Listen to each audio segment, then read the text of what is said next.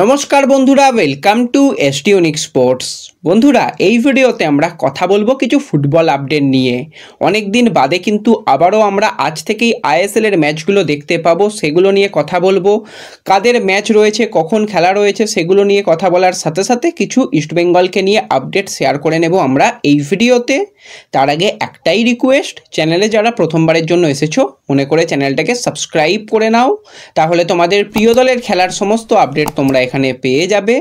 আর যারা এখনও পর্যন্ত আমাদের সেকেন্ড চ্যানেল এসডি ফ্যামিলিকে সাবস্ক্রাইব করোনি, পারলে সেই চ্যানেলটাকেও একটু সাপোর্ট করো, তোমাদের সাপোর্ট কিন্তু খুবই জরুরি। তো প্রথমেই যদি আমরা কথা বলি একটুখানি আই লিগ নিয়ে, তো আই লিগ কিন্তু শুরু হয়ে গেছে। আমরা প্রথম দিন ডবল হেডার ম্যাচ দেখেছি, আজকেও কিন্তু জোড়া ম্যাচ আমরা দেখতে পাবো। দুপুর 2টো থেকে নামধারী তারা কিন্তু দিল্লি এফসির সঙ্গে প্রথম ম্যাচ খেলবে, আর অপরদিকে আইজল তারা কিন্তু ডেম্পোর সঙ্গে সন্ধ্যা 7টা থেকে ম্যাচ খেলবে। এই খেলাগুলো কিন্তু তোমরা একটা মোবাইল অ্যাপ্লিকেশন রয়েছে SSEN, সেই মোবাইল অ্যাপ্লিকেশন থেকে কিন্তু খেলাগুলো তোমরা দেখতে পাবে। এবার এখনই কিন্তু টিভিতে তো লাইভ যেহেতু আই লিগ দেখাচ্ছে না, তো সেক্ষেত্রে টিভিতে দেখাটা সম্ভব নয়। আর অনেকে বলছো যারা কম্পিউটার বা ল্যাপটপে দেখবে, সেটা কিন্তু আমিও নিজেও দেখতে পাইনি যে কিভাবে খেলা হবে। তো যাই হোক, পরে সেগুলো নিয়ে যদি কোনো আপডেট আসে তোমাদের ফেসবুক পেজেও জানিয়ে দেব। তো অবশ্যই আই লিগগুলোও কিন্তু তোমরা দেখতে পেতে পারো।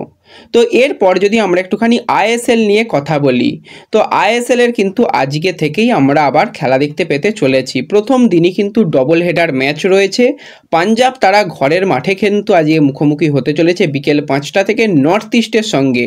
তো এই ম্যাচটার দিকে অবশ্যই কিন্তু আমাদের নজর থাকবে, কারণ পাঞ্জাব তারা যথেষ্ট ভালো পারফরমেন্স করছে, কিন্তু লাস্ট 2-1টা ম্যাচে সেই রকম তাদের কাছ থেকে ভালো খেলাটা দেখা যায়নি। তবুও 6 ম্যাচ থেকে তারা 12 পয়েন্ট নিয়ে পয়েন্ট টেবিলের 6 নম্বর পজিশানে রয়েছে। আর নর্থ ইস্টের আলাদিন তো আলাদাই খেলছে, 8 ম্যাচে 12 পয়েন্ট নিয়ে পয়েন্ট টেবিলে তারা 3 নম্বর জায়গায় রয়েছে। গোল ডিফারেন্স বেটারের জন্য কিন্তু তারা সমসংখ্যক পয়েন্ট পেয়েও পয়েন্ট টেবিলে 3 নম্বরে রয়েছে। তো আজকে অবশ্যই নর্থ ইস্ট চাইবে এই ম্যাচটা জিতে নিতে, পরের ম্যাচটাও কিন্তু তাদের অ্যাওয়ে ম্যাচ হিসাবে খেলতে হবে ইস্টবেঙ্গলের সঙ্গে। তো অবশ্যই আজকের ম্যাচটা কিন্তু হাই ভোল্টেজ ম্যাচ হবে। আর পাঞ্জাব তারাও কিন্তু অবশ্যই চেষ্টা করবে, তারা হোম ম্যাচ যেহেতু খেলবে, হোম ম্যাচে পুরো 3 পয়েন্ট পাওয়ার জন্য। বিকেল 5টা থেকে এই ম্যাচটা রয়েছে। এরপর কিন্তু সন্ধ্যা 7:30 থেকে আরও একটা গুরুত্বপূর্ণ ম্যাচ রয়েছে, সেটা কিন্তু মোহনবাগান সুপার জায়েন্ট তারা ঘরের মাঠে খেলবে জামশেদপুরের সঙ্গে। তো জামশেদপুর শুরুটা ভালো করলেও লাস্ট 2টো ম্যাচে খুব খারাপ পারফরমেন্স হয়েছে, ব্যাক টু ব্যাক ম্যাচ হেরেছে এবং প্রচুর তারা গোল হজম করেছে। এবং স্টিফেন এজে না খেলাটা কিন্তু একটা বড় কারণ হয়ে দাঁড়িয়েছিল ডিফেন্সের জন্য। স্টিফেন এজে যখন খেলছিল ডিফেন্স আলাদাই লাগছিল, স্টিফেন এজে চলে যাওয়ার পর একটা ম্যাচে তো অল ইন্ডিয়ান ডিফেন্স নিয়ে খেলতে হয়েছিল। তো সেক্ষেত্রে তাদের ডিফেন্স কোয়ালিটি খুবই খারাপ লেগেছে এবং গেম প্ল্যানিং বা যাই বলো না কেন প্রত্যেকটা বিভাগ খারাপ লেগেছে। আজকেও কিন্তু খালেদ জামিল সে কিন্তু অ্যাজ দ্য হেড কোচ হিসাবে থাকতে পারবে না, কারণ তাকেও কাট সমস্যার কারণে আজকে মাঠের বাইরে বসেই গ্যালারি থেকেই কিন্তু ম্যাচ দেখতে হবে। তো সেক্ষেত্রে জামশেদপুরও চেষ্টা করবে অন্তত অ্যাওয়ে ম্যাচ থেকে যাতে 1 পয়েন্ট পাওয়া যায়। অপরদিকে মোহনবাগান কিন্তু মরিয়া হয়ে থাকবে এই ম্যাচটা জেতার জন্য।